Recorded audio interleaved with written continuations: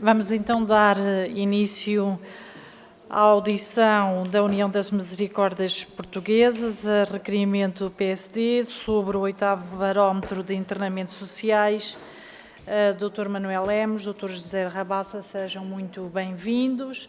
Haverá uma intervenção de 4 minutos da parte do grupo parlamentar do PSD e depois terão direito de resposta também de 4 minutos. Da parte do PSD, passo então a palavra ao Sr. Deputado Francisco Sousa Vieira. Muito obrigado, Sra. Presidente, Senhoras e Senhores Deputados, Dr. Manuel Lemos, Dr. José Rabassa, em nome do Grupo Parlamentar do PSD, agradecer pela vossa vinda à Comissão de Saúde da Assembleia da República. O PSD requereu a vossa vinda cá no seguimento do relatório do 8º Barómetro de Internamentos Sociais, apresentado pela Associação Portuguesa de Administradores Hospitalares, que também já tivemos a oportunidade de aqui ouvir, cujo relatório traz-nos dados muito preocupantes, como saberão. A título de exemplo, houve do ano passado a esta parte um aumento de 11% do número de camas indevidamente ocupadas nos hospitais. Já tinha existido um aumento de 60% de 2022 para 2023.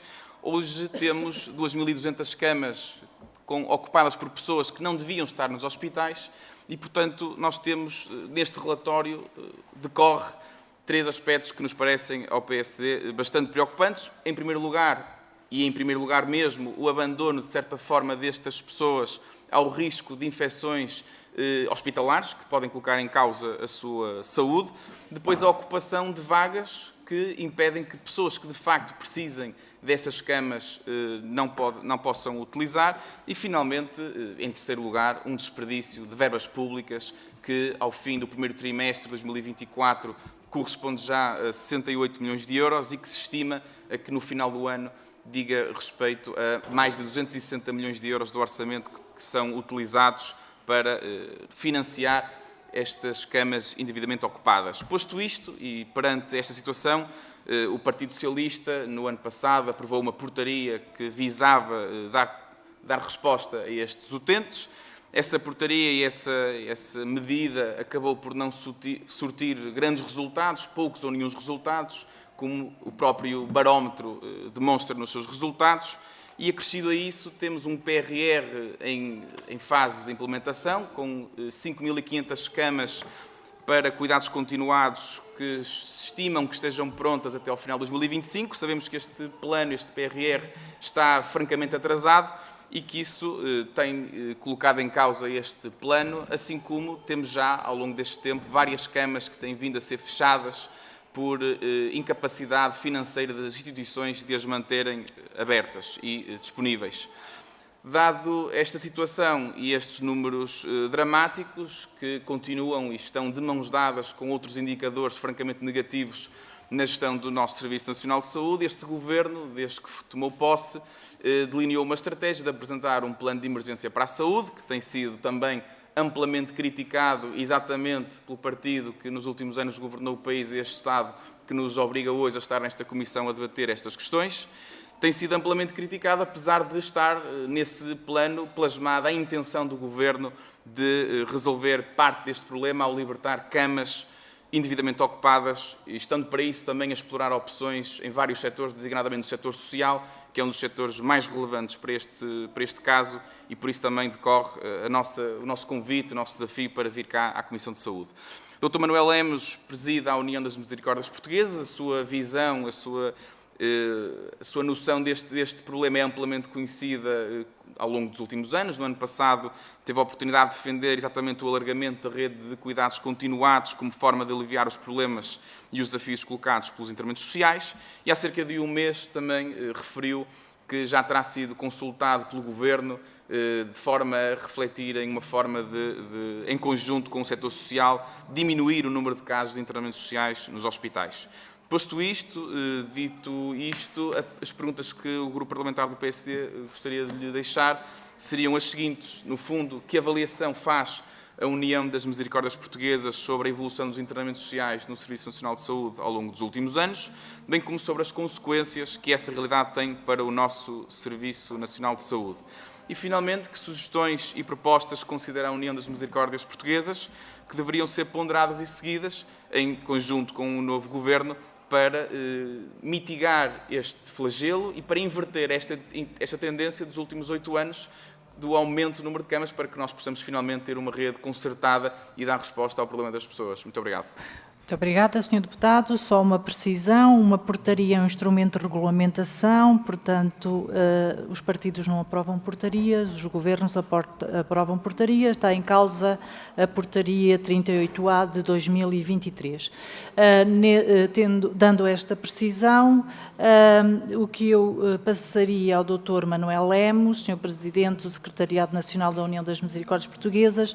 Seja muito bem-vindo, obrigada pela disponibilidade e desejamos-lhe uma boa audição. Tem a palavra, tem 4 minutos. Muito bom dia, já é boa tarde. Muito bom dia a todos. É sempre um prazer vir aqui e estar a conversar com os senhores deputados de assuntos que têm a ver com a qualidade de vida dos portugueses e com... Eu queria agradecer estas questões que me foram colocadas pelo Dr. Sousa Vieira, mas queria começar por fazer uma pequena precisão, se me permite. É que, digamos, a avaliação que eu faço dos internamentos sociais não tem nada a ver com a Rede Nacional de Cuidados Continuados.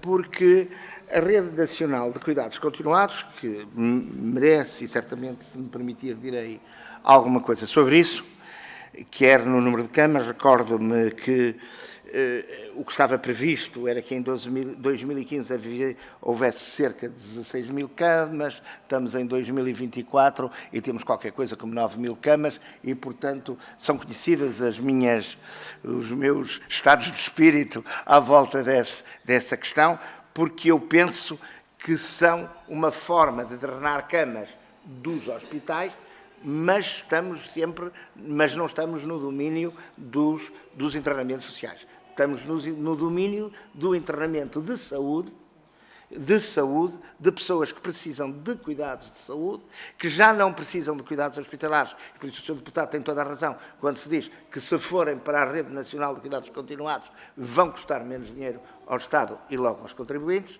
mas é outra questão. E, portanto, eu diria que, em relação à questão da avaliação dos internamentos sociais, é um problema que resulta da demografia. Nós estamos hoje com problemas sérios demográficos em Portugal, que vale a pena olhar para eles de uma maneira muito clara, não é? E também com algumas questões paralelas que é importante ver, Quando o anterior Governo pediu à União das Misericórdias e aos outros parceiros do setor social, porque não foi só a nós, foi a todos os parceiros do setor social, que colaborássemos na drenagem de camas de utentes, de que não precisavam de estar nem dos hospitais, nem na rede de cuidados continuados, encontramos 2 problemas. Por um lado, a falta de vagas nos lares e, por outro lado, a circunstância de os administradores hospitalares, para resolverem esse problema, contratarem muitas vezes equipamentos a preços muito elevados. E muito mais elevados do que aquilo que o Estado estava disposto a pagar ao setor social. A título de exemplo, recordo-me que, uma determinada altura, uma empresa nos contactou, a Misericórdia, Salvaterra, foi Salvaterra, exatamente, dizer que nos pagava 1.500 euros, quando o Estado nos pagava 1.350 euros, se eles nos contratavam a 1.500 euros, não há almoços grátis, significavam que ficavam com uma parte com eles estavam a drenar pessoas dos hospitais, estavam a drenar pessoas que tinham algum contrato com algum hospital, que nós não sabemos qual era, apesar dos nossos esforços, porque assim que eu comecei a fazer perguntas, a empresa desapareceu logo e, portanto, isto só para perceberem como é que isto é uma situação muito complicada. Bem, mas enfim, nós colaboramos com o Governo. Primeiro, os valores, como disse, eram de 1.350 euros, depois subiram para 1.400. E encontramos aqui várias dificuldades. É que, por exemplo, vamos pensar uma pessoa com demência, um um homem relativamente novo, cai e parte um braço. Dá internamento no hospital. O hospital do que lhe dá alta uma semana depois, do braço partido. Não lhe dá alta, está-se, deixem-me dizer em bom português, marimbando para a demência. E nós pusemos algumas destas pessoas nos lares e tivemos muitas complicações. Eu vinha há bocadinho do Porto, vinha a ouvir rádio, e aqui o Dr. José Rabassa, quando eu cheguei, chamou-me e mostrou-me uma capa de um jornal de um idoso de 74 anos que matou hoje outro de 81 anos num lar. Por acaso não era um lar da misericórdia, mas isso certamente era uma pessoa com demência. Certamente era uma pessoa com demência. E, portanto, é muito perigoso meter estas pessoas... eu percebo que é uma resposta de emergência, deixe-me dizer, mas não é resposta. É muito complicado. Porque uma coisa é metermos... Mas então não tem pessoas com demência. Infelizmente, os nossos lares estão cheios de pessoas com demência. Mas são demências que se criaram dentro do lar, porque conhecemos o doente, sabemos como ele está, temos cuidado. Se cairmos alguém assim de paraquedas, já estou em cima do tempo. Sim, já que passou. Pronto, então é isto. Temos que encontrar outra solução, tem razão no que diz, é necessário, são necessárias respostas, e uma das minhas propostas é logo uma proposta alternativa. Muito obrigada, Dr. Manuel Lemos. Passo agora a palavra à senhora deputada Susana Correia.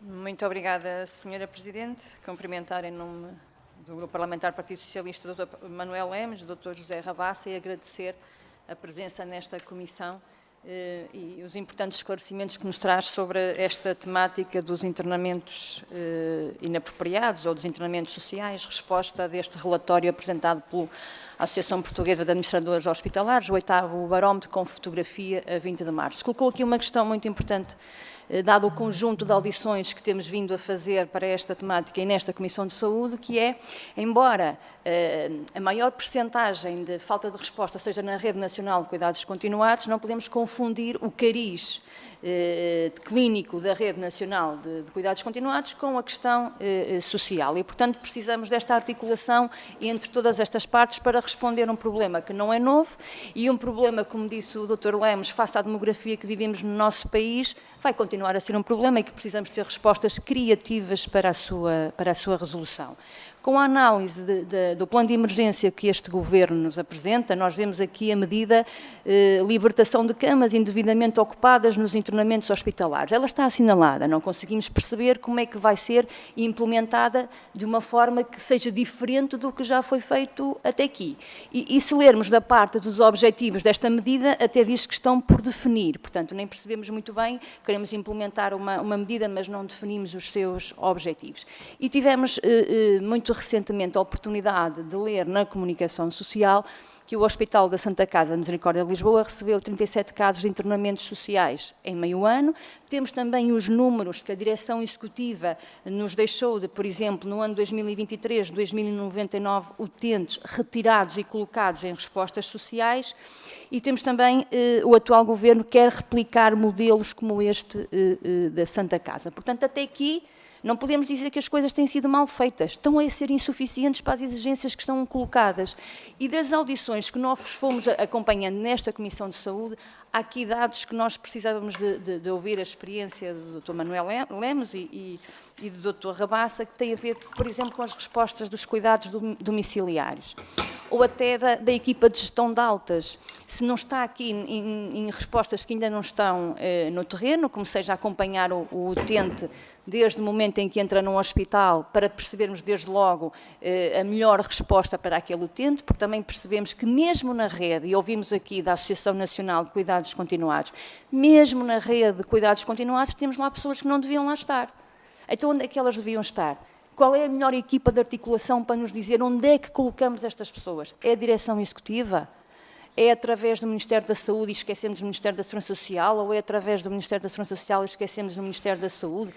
Esta gestão que os próprios hospitais se queixam da falta de articulação e do tempo de demora de resposta, esta é aquilo que nós temos de tentar perceber, que novas medidas podemos ter aqui em cima da mesa para, e da parte dos deputados, seja da parte da legislação, ou o melhor acompanhamento que possamos fazer, uma vez por todas começarmos aqui a vislumbrar a criatividade e novas respostas que possamos dar a um grave problema que nós temos em cima da mesa e que o senhor doutor colocou muito bem, que é a demografia e também aqui o papel das famílias, dos cuidadores, não é? Da comunidade, como é que nós conseguimos articular estes recursos todos. Muito obrigada.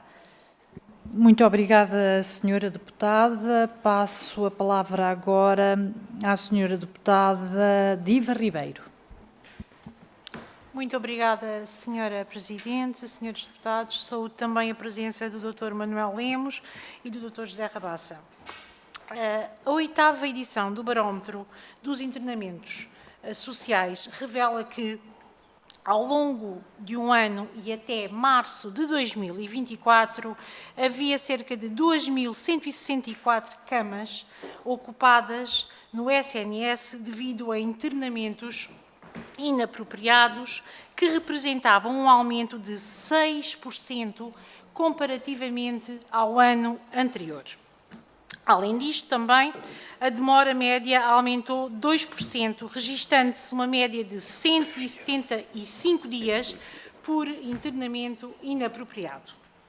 Este ano, os internamentos inapropriados nos hospitais do SNS também aumentaram, assim como, está subjacente, os custos associados a estes casos, que se justificam também por atrasos na admissão na Rede Nacional de Cuidados Continuados e em estruturas residenciais para pessoas idosas.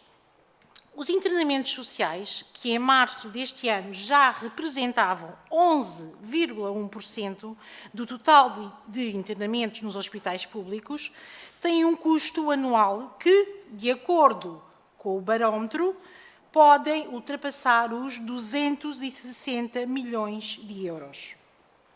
Os dados deste barómetro indicam que, num total de mais de 378 mil dias de internamento inapropriado, o que é um aumento de cerca de 13% relativamente ao ano de 2023, vem refletindo um significativo impacto deste fenómeno na prolongada ocupação das camas hospitalares. Dito isto, e na perspectiva da União de Misericórdias Portuguesas, perguntava quais os principais motivos que, na vossa perspectiva, originam toda esta situação. Por outro lado, onde têm falhado os sucessivos governos na resolução deste problema, qual o papel atual das Uniões das Misericórdias Portuguesas nesta matéria e, finalmente, quais as perspectivas futuras das Uniões de Misericórdias. Por outro lado, e de um modo geral, a falta de resposta na Rede Nacional dos Cuidados Continuados Integrados continua a ser o principal motivo para o número de internamentos inapropriados. É fundamental para garantir os pacientes receberem os cuidados necessários fora do ambiente hospitalar, a rede dos cuidados continuados, mas a sua incapacidade de responder adequadamente às necessidades para estes mesmos pacientes resulta, quase sempre, em internamentos prolongados e desnecessários. A Rede Nacional de Cuidados Continuados Integrados, criada em 2006, destinava-se, portanto, a pessoas que ainda necessitam de cuidados de saúde e que esses cuidados de saúde não podem ser prestados no seu domicílio. O objetivo da Rede Nacional de Cuidados Continuados era, até 2016, de se criarem 16 mil camas. No entanto, a realidade é que, no início deste ano, apenas estavam disponíveis 9.843 camas e, no entanto, ainda havia uma lista de espera de 1.000 1.316 pessoas. Desde 2021, diversas unidades da rede de cuidados continuados fecharam. Fecharam porque não conseguiram suportar os custos adjacentes a esses cuidados. Perguntava então, como avalia a União das Misericórdias Portuguesas o estado atual dos cuidados continuados? Como pode a capacidade de resposta da Rede Nacional de Cuidados Continuados e das ERPIs ser melhorada para reduzir o número de internamentos inapropriados? E, finalmente, para terminar, qual o papel específico das Uniões das Misericórdias Portuguesas para desempenhar no sentido de avaliar este problema dos internamentos inapropriados? Muito obrigada. Muito obrigada. Passo a palavra ao Sr. Deputado Mário Amorim Lopes. Muito obrigado, Sr. Presidente. Antes de mais, muito bom dia à União das Misericórdias, na pessoa do Dr. Manuel Lemos, o Grupo Parlamentar de Iniciativa Liberal, saúde a sua vinda cá. Agradeço-lhe também a sua intervenção, foi muito útil.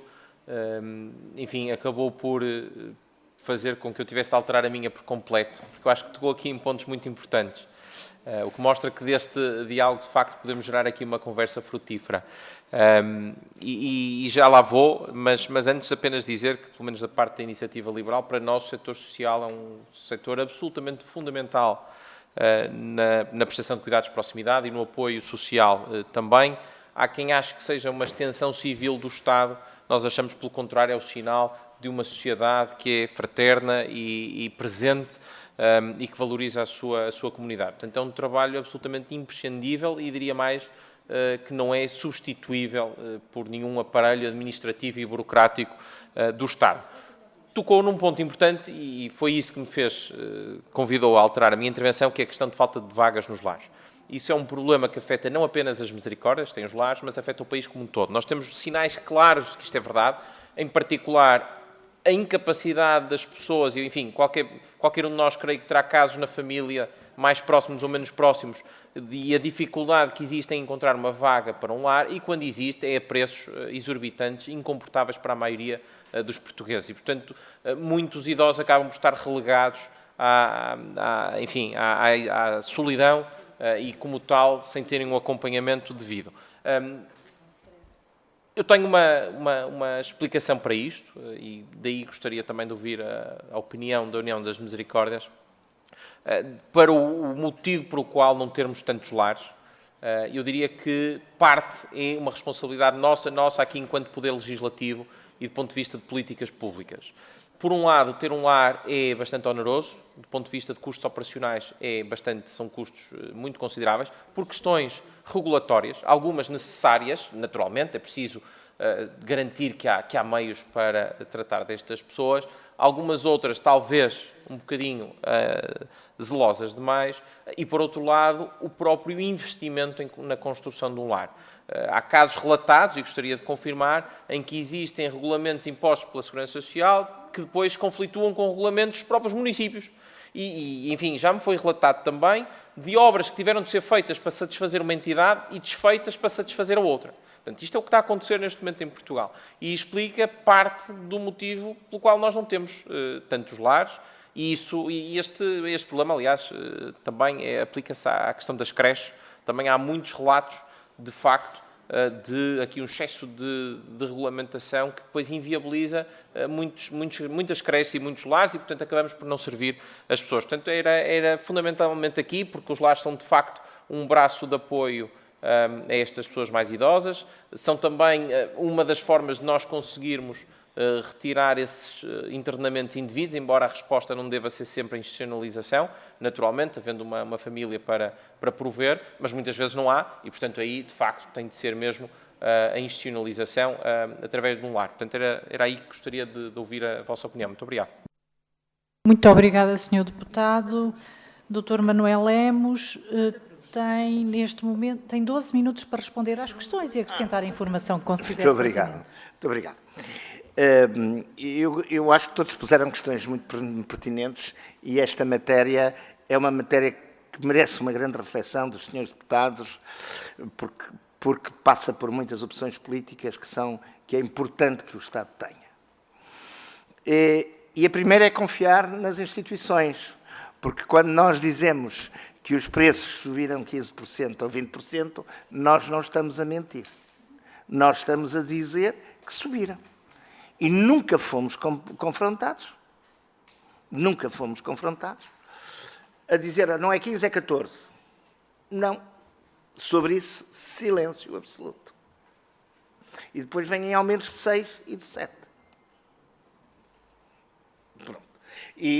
Nesse sentido, eu quero saudar o atual governo, porque já nos convidou para fazer essa confrontação evidente sobre os valores dos aumentos, dos custos médios de cada uma das respostas sociais. E isso tem que ser feito. Depois vamos à questão da Rede Nacional de Cuidados Continuados, para ver se consigo ser rápido nesta matéria. A Rede Nacional de Cuidados Continuados, olha, foi assim uma coisa a meias. Para uns é um terceiro pilar do setor da saúde, do sistema de saúde. Para outros é um filho da segurança social meio atravessado com a saúde. Agora, eu por acaso tive o privilégio de conhecer a empresa que fez, uma empresa espanhola chamada GESA World, catalã, que fez o estudo para o Estado português da Rede Nacional de Cuidados Continuados. E em 2006, ele fez esse estudo durante 2005 e depois entregou em 2006. E na altura, os tais números de 16 mil camas em 2015 tinham duas considerações que vale a pena terem presentes. Por um lado, utilizaram o número médio de envelhecimento da União Europeia e o número de Portugal já estava acima dessa taxa, na altura. Portanto, já era uma taxa conservadora de envelhecimento. A segunda é que não tinha lá as demências.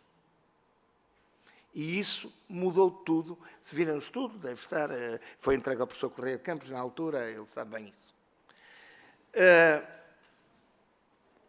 Mas também reconhece-se em 2006 o problema das demências não tem a força que tem hoje e o impactante que tem hoje.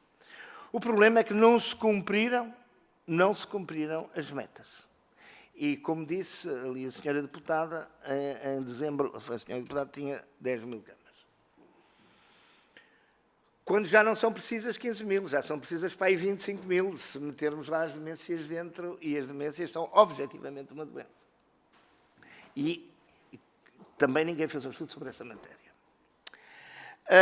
Depois, como o número era muito baixo, no PRR foram previstas a construção de 5 mil camas. Foram previstas, mas o financiamento é de 30 mil euros. Ora, quando o financiamento era 30 mil euros, já uma cama custava 70 mil. E então, a União das Misericórdias disse às suas associadas o que continua a dizer hoje. Isto é, que é um risco financeiro meterem-se a fazer camas. É verdade que muitas concorreram, na esperança de que... É verdade que muitas concorreram. Mas entre concorrer e fazer, vai uma enorme distância. Vai uma enorme distância. E assinaram-se muitos protocolos, e eu vi muitas instituições assinarem protocolos que, em verdade vos digo, deixem-me dizer assim, não têm nenhuma hipótese de fazer, ou então vão fechar a meio. Acresce que o financiamento da rede é ridículo. E, porque, mais uma vez, não parte da real realidade. E, portanto, não é com o rendimento da rede que se vai pagar a diferença na construção. Porque, entretanto, subiram os juros, subiu a construção por metro quadrado, subiu tudo. É verdade que o anterior governo fez um esforço e aumentou de 30 para 42 mil euros, e é preciso ter isso presente. Muitas vezes macei o Dr. Marcelo Pizarro, mas, apesar de reconhecer o esforço sobre essa matéria, continuou a ser completamente insuficiente. Portanto, temos e teremos uma dupla situação na rede. E com isto, e com o mau financiamento, não é mau, é péssimo financiamento, apesar de neste ano ter havido uma melhoria, mas estamos ainda longe. A saúde custa caro, meus amigos. A saúde custa muito caro. E depois temos que fazer opções. Se não fizermos opções, a situação... Aliás, vêem-se os números que dizem que os senhores administradores disseram. Depois vamos outra vez, portanto, mas eu continuo a considerar a resposta de cuidados continuados uma resposta de saúde. Portanto, assentemos nisto quando falamos dos internamentos sociais, não estamos a falar da rede. É verdade que há muitos internamentos sociais na rede e não há instituição nenhuma que não queira. Sabem porquê? É muito simples. Equilibra as contas, não gastam, deixa de ser uma resposta, de saúde, pode ser uma resposta. Todos querem. Mas estamos a perverter o sistema. Depois, vamos então falar dos lares e das sugestões. Uma sugestão. No dia em que a pessoa é transferida, de um hospital para um hospital, a reforma acompanha. O valor da reforma acompanha. Para não acontecer o que aconteceu em Ribeira dos Fratos, em que um senhor foi para a Misericórdia, depois lá conseguiu que o motorista de táxi o levasse à família, afinal tinha família. E isso é outra coisa que o hospital deve fazer, é saber se ele tem família. Mas ele conseguiu que o motorista de táxi o levasse lá, e na manhã seguinte apareceu outro táxi lá com ele e com a esposa que o vinha devolver, porque dele só queria a reforma. Temos dezenas, para não dizer centenas de casos destes. Portanto, trabalho mal feito no hospital, e os seus administradores hospitalares deviam-se também preocupar com isso. Porque isto toca a todos os senhores deputados. Trabalho mal feito no hospital e, portanto, transferência. Porque no dia em que fazem a transferência e que não chega lá a reforma à família, a família preocupa-se. Também temos casos, olha, por exemplo, na Santa Casa da Misericórdia de Trofa, em que a família, uma semana depois, foi lá levá-lo, foi buscar o cidadão, muito irritado, mas depois colocou-o num lar ilegal. Portanto, este é um problema global do Estado português. E depois temos outra questão, muito mais grave, e até uma pessoa aqui nesta sala que sabe bem isso, é que no 2030 não foram previstas a construção de lares. Eu tenho sido, ao longo dos últimos anos, um defensor do serviço de apoio domiciliário. E continuo a ser. Mas isso não quer dizer que devem acabar os lares. O que deixou foi de haver a resposta. O paradigma era... Olha, a minha mãe, quando se zangava comigo, dizia assim, se me chateias muito, vou para um lar. Hoje ninguém quer ir para um lar. O lar é hoje um albergue espanhol. Quem é que lá está? O demente. A pessoa abandonada que ninguém queria. O tipo que ainda acreditou que o lar era a resposta social. O angolano que não tem outra resposta, a não ser o angolano que não tem outra resposta. Sabe porque é que nestes hospitais, sabe porque é que os hospitais que drenam mais para são o Hospital da Amadora Sintra e o Hospital de Loures? Porque são africanos que estão lá, que vivem em quartos alugados ao dia. E que se ele não magoou-se no hospital, ficou em observação de um dia para o outro, nesse dia à noite o quarto é alugado ao outro. E, portanto, ele não tem para onde ir. Portanto, eu peço desculpa, provavelmente emociono-me a falar disto, porque todos os dias tenho provedores a falarem comigo, tenho técnicos a falarem comigo, vejo pessoas a sofrer e, portanto, temos que encontrar aqui, se quiserem, uma outra resposta. Uma resposta consagrada a isto. Uma resposta consagrada a estes casos. Para podermos despistar melhor as pessoas. para percebermos se têm demências, que tipo de doença crónica é que têm, porque isto, na maioria, são idosos, vamos lá ver. E, portanto, são idosos na sua maioria. E depois temos que, e é uma sugestão que eu deixo aqui, temos que rever o Portugal 2030 e olhar para os nossos idosos, porque um povo que não cuida dos seus idosos, que não cuida das suas memórias, é um povo sem futuro, e não sou eu a dizer isto, é o Papa Francisco. E, portanto, nós temos que pegar na rede de cuidados continuados, na rede de cuidados continuados e alargá-la para o quê? Temos que pagar o preço justo. Temos que aumentar a rede de lares. Temos que nos esforçar a sério nos serviços de apoio domiciliário. E a sério. Porque, olha, eu não quero ir para um lar. Eu quero ficar no meio dos meus cães, da minha casa, das minhas memórias, dos meus livros, enquanto puder. E acho que tenho a certeza, vocês são todos muito mais jovens do que eu, mas que pensam todos na vossa matéria. E, portanto, dizer-vos isso. Estamos perante um assunto sério que merece muita reflexão, muita atenção política e muitas opções políticas. E, portanto, eu quero vos dizer que, como disse, o Sr. Deputado referiu isso, tenho estado a trabalhar com o novo Governo no sentido de encontrarmos uma solução para isso. Vem aí o inverno, vai ser uma tragédia. Já o verão vai ser, mas se não nos prepararmos agora para o inverno, vai ser uma questão terrível. E podemos fazer todas as intervenções políticas que quisermos, mas temos mesmo que cuidar das pessoas.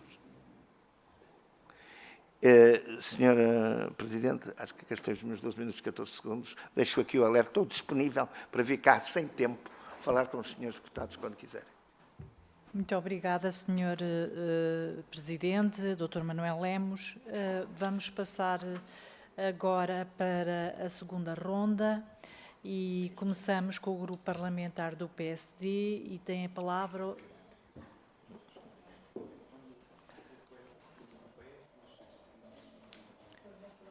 É por ordem, isto já não é a primeira vez que o fazemos. Portanto, são as grelhas que estão. Tem a palavra o Grupo Parlamentar do PSD, do Sr. Deputado Francisco Sousa Vieira. Muito obrigado, Sra. Presidente, Srs. Deputados. Dr. Manuel Lemos, agradecer os seus esclarecimentos. Só um ponto prévio em relação à intervenção da Sra. Presidente. Não foi uma imprecisão da minha intervenção, foi propositado. Quando disse que foi o Partido Socialista, nós não podemos, quando as coisas são positivas, falar no Partido Socialista como o anterior Governo, e quando as coisas são negativas, dizer que foi o Governo, não foi o Partido Socialista. E, portanto, dizer que espero, da mesma parte da Sra. Presidente, este rigor na intervenção dos colegas do Partido Socialista, quando já no passado, e o continuam a fazer, de falar no Partido Socialista como anterior Governo, e, portanto, dizer que mantenho aquilo que foi dito e não foi uma imprecisão.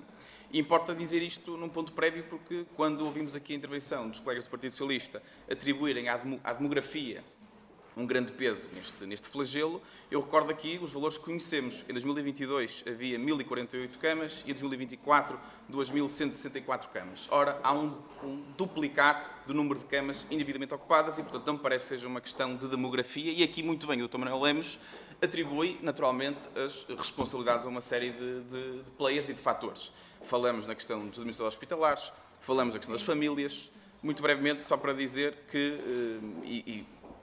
Pedia-lhe esta tolerância, porque o meu ponto prévio foi para responder à Sra. Presidente que... O senhor não tem que responder à Presidente da Comissão. Eu sei, a Sra. Presidente é que Pronto, fez uma o senhor correção. ocupou o seu tempo e, portanto, passa a palavra à Sra. Deputada Mariana Vieira da Silva. Muito obrigada, Sra. Presidente, senhoras e senhores deputados, Dr. Manuel Lemos, muito gosto em revê-lo. O Dr. Manuel Lemos referiu algo que já debatemos muitas vezes e que eu não posso deixar de comentar. É verdade que no Portugal 2030 não existe financiamento para os lares, mas isso não se trata de nenhuma opção do governo português, mas sim de um enquadramento europeu relativamente à institucionalização, quer de pessoas com deficiência, quer de idosos, que, não escondo, foi também muito marcado pela tragédia que em muitos países europeus aconteceu nos lares, porque muitos dos países europeus não tinham feito nenhum esforço de adaptação das dimensões dos lares, ao contrário do que aconteceu nos últimos 30 anos em Portugal. A resistência por parte da Comissão Europeia a todo e qualquer tipo de investimento nas respostas institucionalizadas é enorme e vai manter-se, e foi por isso mesmo muito difícil, mas também muito importante para toda a rede, o espaço que se encontrou no PRR, onde essas regras tiveram, por ser resposta à pandemia, uma versão mais simples, e por isso aquilo que gostaria de perguntar, depois de ter deixado esta nota, que eu sei que o Dr. Manuel Lemos já sabia, é do ponto de vista dos investimentos no programa PARES e no PRR, em todo o sistema, lares, cuidados continuados, que balanço é que podemos fazer neste momento? Muito obrigada, Sr. Presidente. Muito obrigada. Tem a palavra a Sra. Deputada Diva Ribeiro. Obrigada, Sra. Presidente. Quero só agradecer os esclarecimentos que foram feitos pelo Dr. Manuel Lemos. Foram esclarecimentos muito precisos. Muito obrigada.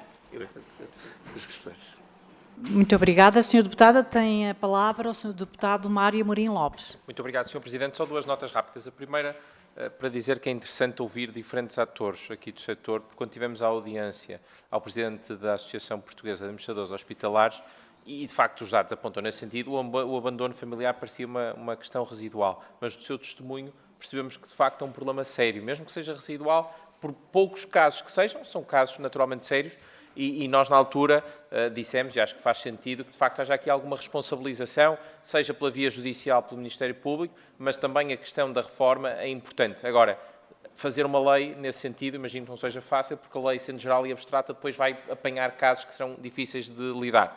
Finalmente, dizer que o Dr. Manuel Lemos referiu que o aumento de preços não são acompanhados por aumentos correspondentes do Estado, ou seja, não foram acompanhados, portanto, não tiveram aqui o aumento correspondente à inflação e, enfim, eu bem sei que são uma misericórdia, mas não há cá milagres, não é? Para fazer algum brilharete orçamental e manter um excedente orçamental, enfim, esse dinheiro tem de vir a algum lado e percebemos agora também de onde veio. Muito obrigado. Muito obrigada, Sr. Deputado. Dr. Manuel Lemos tem, uma vez que tivemos intervenção de 4 grupos parlamentares, tem 4 minutos para responder às questões. Pronto, muito obrigada. A primeira é começar por agradecer aos senhores deputados a paciência de me ouvirem, mas também ao PSD por ter levantado este requerimento, porque isto suscita-me a oportunidade de vir aqui conversar convosco. E eu acho que isso é muito importante fazer esta questão. Em relação à questão posta pela senhora deputada, eu ia dizer o seguinte. Tem dias a posição do Parlamento Europeu, não é? Tem dias. Porque em relação como disse, em relação à questão das deficiências, isso é uma questão velha e ainda bem que o PARES supriu isso e bem. Em relação aos lares e ao PRR, claro que sim, tudo é bem-vindo, embora se me permite, já no mesmo registro, eu diria o seguinte, e aliás aqui há dias houve um deputado do Partido Socialista, atualmente deputado do Partido Socialista, que me telefonou e disse, venho aqui de uma zona, vi uma unidade de cuidados continuados do século XXI e um lar do século XIX. Eu por acaso conhecia os dois e acho que era... E eu disse, culpados são vocês. Porquê é que eu queria dizer isto? Porque se devia ter investido mais na reabilitação dos lares. Ficou uma coisa, porque são lares dos anos 80, dos lares 90, o perfil do idoso mudou completamente e, portanto, tínhamos que fazer isso. Mas, claro, se me perguntas se foi bom, é tudo bom. E nós devemos dizer isso. Acho que vale a pena explicar bem à União Europeia a realidade de Portugal, porque a realidade de Portugal não é a realidade de outros países onde envelhecem menos de Portugal. Isso, como sabe, tem dias, a senhora deputada, pela experiência governativa que tem, sabe bem o que eu estou a dizer. É assim, muito obrigado. Terminou a sua intervenção, Dr. Manuel Lemos, em relação a esta questão. Tem ainda mais 2 minutos. Se então quiser... se me dá licença, dizer o seguinte. Eu sinto que o problema do envelhecimento, e este que estamos aqui a tocar, é um problema sério na sociedade portuguesa. Seríssimo na sociedade portuguesa. E que se calhar não tem sido, de uma maneira ou de outra, completamente assumido pelo país.